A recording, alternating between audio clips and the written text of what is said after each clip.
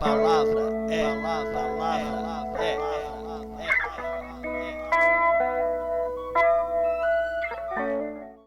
Olá a todos e todas, sejam bem-vindos e bem-vindas ao canal CLOE, uma transposição de suportes entre o impresso e o audiovisual.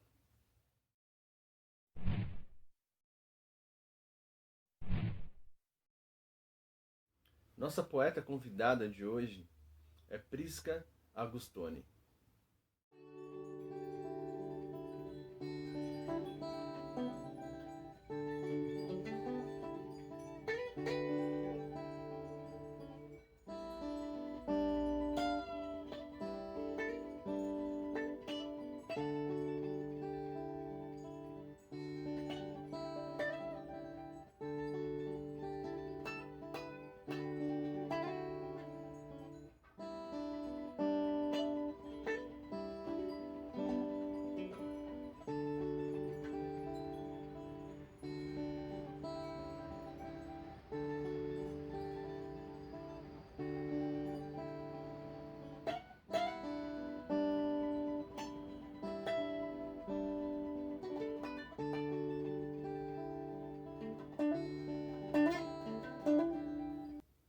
Nascida na Suíça italiana, Prisca já mora há quase 20 anos no Brasil. Mãe e professora universitária, a poeta publica regularmente em diferentes mídias e participa de eventos literários diferentes em diferentes países. Como ela própria nos diz, a autora se traduz em diferentes idiomas. E essa diversidade linguística marca o próprio processo e os produtos dessa mesma poética. Em seu mais recente trabalho, O Mundo Mutilado, Prisca busca, pelo artifício da linguagem, refletir sobre a questão imigratória.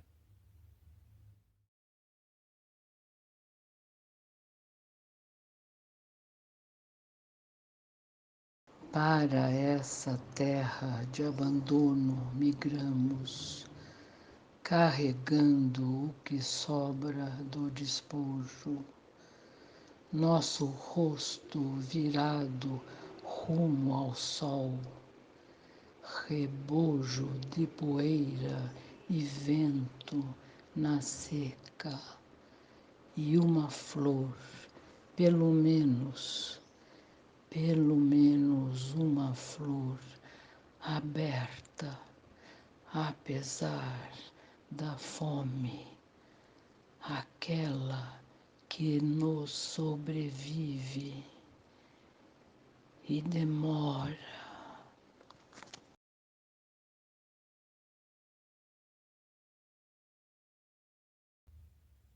E agora com vocês, Prisca Agustoni.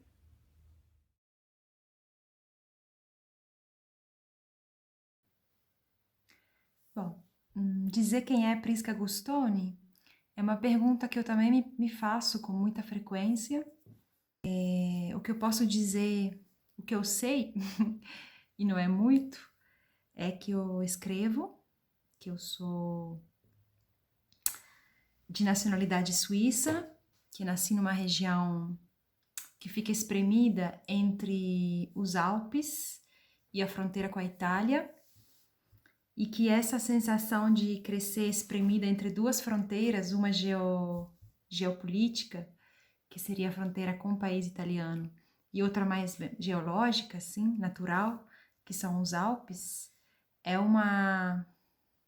algo que eu carrego comigo desde sempre e que marca muito minha visão de mundo, que tende sempre a querer ver para além do pico das montanhas, o que tem por trás de cada coisa, de cada fenômeno, mas também a vontade de superar fronteiras, tanto no sentido linguístico, né, até pelo fato de eu carregar comigo e ser habitada por várias línguas, quanto no sentido mesmo de me lançar mesmo para o mundo, assim, de encarar isso, de gostar do desafio, não só de viajar, não é a viagem, mas a ideia mesmo de habitar outros lugares, de ser habitada, melhor dizendo, por outros lugares, por outras vivências, por outros olhares, por tudo aquilo que caracteriza a experiência humana, né? Então, não ficar restringida a um circuito, a um perímetro muito, muito local. Pronto, isso que eu posso dizer do que eu sou.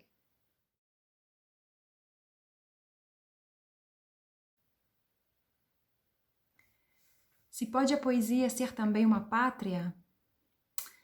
Eu penso que sim, eu penso que na verdade a escrita, o trabalho com a palavra, é um território amplo, vasto por habitar, assim, onde a gente pode entrar e habitar por temporadas, talvez, né?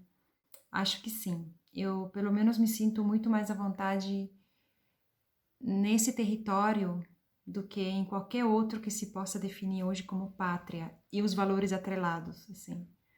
Gosto pouco da forma como o termo pátria vem sendo usado e em geral, né?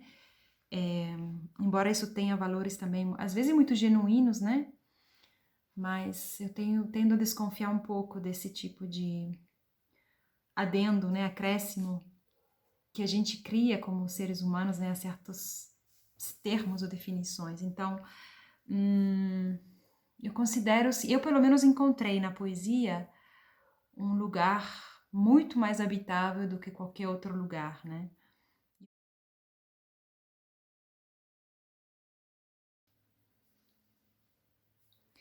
Bom, acho muito difícil dizer, em poucas palavras, responder a essa pergunta, o que não dá conta, né? O que não dá conta ao poema. Acho que é uma experiência muito individual e subjetiva, a experiência estética, e acho que também a noção daquilo que o poema, ou melhor dizendo, a experiência do poético, pode ou não pode dar conta, também passa muito por uma experiência pessoal e por uma visão individual, assim.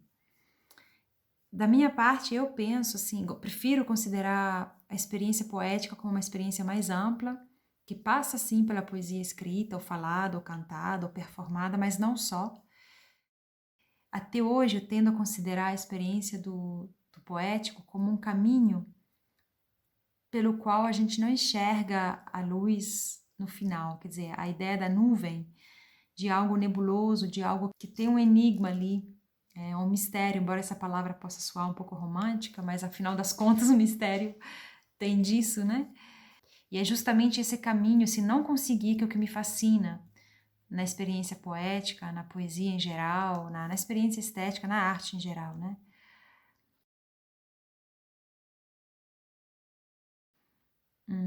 Eu acho que tem essa ideia da nebulosa, justamente. Sempre me fascinaram e me fascinam aqueles autores, aquelas autoras, através de cujas obras eu me perco, assim, eu sinto um arrebatamento muito profundo, mas que não é totalmente compreensível. E aqui eu citaria, sem dúvida, a obra de pelo menos dois. Um é Paul Celan, que é um poeta que eu sempre mantenho por perto. Quando estou um pouco cansada desse universo, dessa vida muito pragmática, né, e para evitar que a literatura para mim se torne também um pouco esse pragmatismo, né, essas demandas que até a gente mesmo se faz, né, para resultado, para fazer algo em função de tal outra coisa. Aí eu volto ao Celan, por exemplo, em que eu fico fascinada pela beleza e ao mesmo tempo não entendo tudo. E é justamente esse não entender que me motiva a continuar. E outra poeta que também me provoca isso é a Pizarnik, desde sempre. E é outra poeta muito cara, muito que mexe muito com a minha sensibilidade, com aquilo que eu penso seja fundamental para mim quando eu vou procurar um texto, né, uma obra, um poema. Mas tem muitos outros textos e autoras e autores que que eu admiro muito, que eu gosto, até pela diversidade com relação àquilo que eu faria, né? Esse é outro aspecto. Eu também tenho muitos poemas e que eu guardo com muito carinho, que eu volto a lê-los porque me revelam uma outra faceta da realidade, um olhar que eu nunca lançaria sobre o real. Justamente um olhar, uma forma de interpretar o real que não é o meu, não é a minha, mas que me revela justamente um outro ponto de vista, né?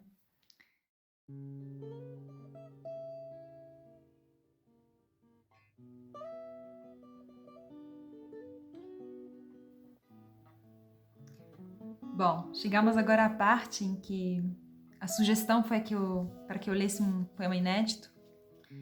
E, bom, vou ler um poema então de um livro que estou finalizando por essas semanas. Um livro no qual eu tento contar histórias de personagens que em parte são reais, em parte não. Em parte eu conheci, em parte não. Mas que tem uma voz, uma história muito forte e firme aqui. Então o poema se chama Infância. Meu pai vendia histórias de um mundo que nunca existiu. Ele gostava de acreditar nessas vidas a pico, no risco por um fio de quem resiste. Meu pai revelava escondido as negativas de todos os mortos que ele nunca conheceu. As mulheres não tinham por quem esperar e cortavam com facas enormes o silêncio em fatias que serviam quentes no jantar. As tias fiavam a lã das 3 cabras que moravam no meu quintal. Com elas eu cresci, falando nossa língua alucinada. Eu, criança, achava que o mundo era apenas isso.